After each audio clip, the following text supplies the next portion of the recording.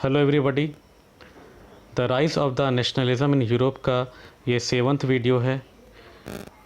हम लोगों ने चैप्टर को टोटल 6 डिफरेंट पार्ट्स में बांटा है, जिनमें से हम लोगों ने 3 पार्ट को कवर कर लिया है।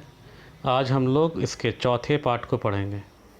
चैप्टर का 4th पार्ट शुरू होता है 1830 से 1848 तक। ये जो दौर था इसे हम लोग एज ऑफ रिवॉल्यूशन भी कहते हैं। अब एज ऑफ रिवॉल्यूशन क्यों कहते हैं? क्योंकि इस दौर में बहुत ज़्यादा रिवॉल्यूशन हुए। सबसे पहले 1830 में फ्रांस में रिवॉल्यूशन हुआ, जहाँ पर मिडिल क्लास ने इसको लीड किया और जो बॉर्बन डायनेस्टी को रिस्टोर किया गया था 1815 में, इसे एंड कर दिया गया और एक कॉन्स्टिट्यूशनल मोनार्क जिसका नाम था लुइस फिलिपी, इसे गद्दी पे बैठाया गया।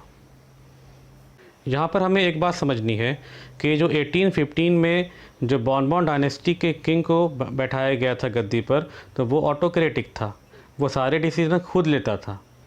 लेकिन जो अभी किंग बनाया जा रहा है 1830 में, जिसका नाम लुइस फिलिपी है, ये एक कॉन्स्टिट्यूशनल मोनार्क है, यानी कि वो वही काम करेगा जो कॉन्स्टिट्यूशन में लिखा है।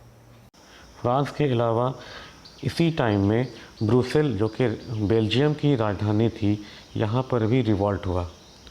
यहाँ पर ये लोग जो थे, ये लोग यूनाइटेड किंगडम ऑफ नीदरलैंड के अंडर में थे, लेकिन इन्हें आज़ादी चाहिए थी और ये लोग रिवॉल्ट किया और फाइनली ये लोग यूनाइटेड किंगडम ऑफ नीदरलैंड के से आज़ाद हो गए।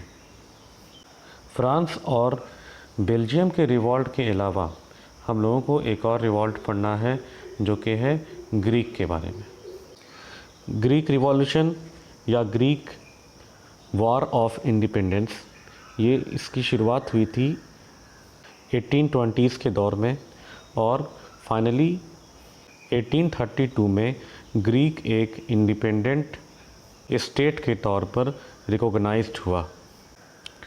पहले ग्रीक ओटोमान एम्पायर के अंडर में आता था, लेकिन यहाँ के लोगों को नेशनलिज़म की फीलिंग आने के बाद आज़ादी चाहिए थी और इन लोगों ने रिवॉल्ट करना शुरू किया और इन्हें हर तरफ से सपोर्ट मिला। अमेरिकन्स और वेस्टर्न यूरोपियन कंट्रीज़ ने इनका बहुत सपोर्ट किया। साथ ही साथ पोएट्स और आर्टिस्ट लोगों ने भी इनका सपोर्ट किया कि ये लोग ओटोमान एम्पायर से अलग हो जाएं।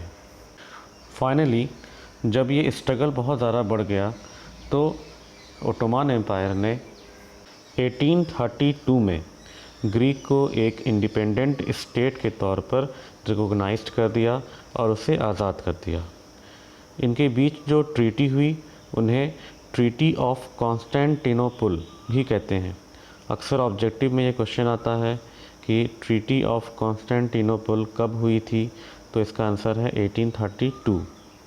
और एक क्वेश्चन जो कि आता है कि ग्रीक वॉर ऑफ इंडिपेंडेंस में एक आर्टिस्ट का नाम बताइए जिसने वहाँ पर जाकर लोगों को सपोर्ट किया था, तो इसका आंसर होगा लॉर्ड बायरन। ये एक इंग्लिश पोएट था जिसने लोगों के दिलो दिमाग में नेशनलिज़म, लिबरलिज़म, डेमोक्रेसी, इन सब को भरा और फाइनली वहाँ पर रिवॉल्ट हुआ और ग्रीक एक इंडिपेंडेंट नेशन के तौर पे रिकॉग्नाइज किया गया। तो इस तरह से हम लोगों ने 1830 में 2 रिवॉल्ट पढ़ा, एक फ्रांस में और दूसरा बेल्जियम में। इसके अलावा तीसरा जो रिवॉल्ट पढ़ा हम लोगों ने 1832 में एंड हुआ, जिसकी शुरुआत 1821 में हुई थी।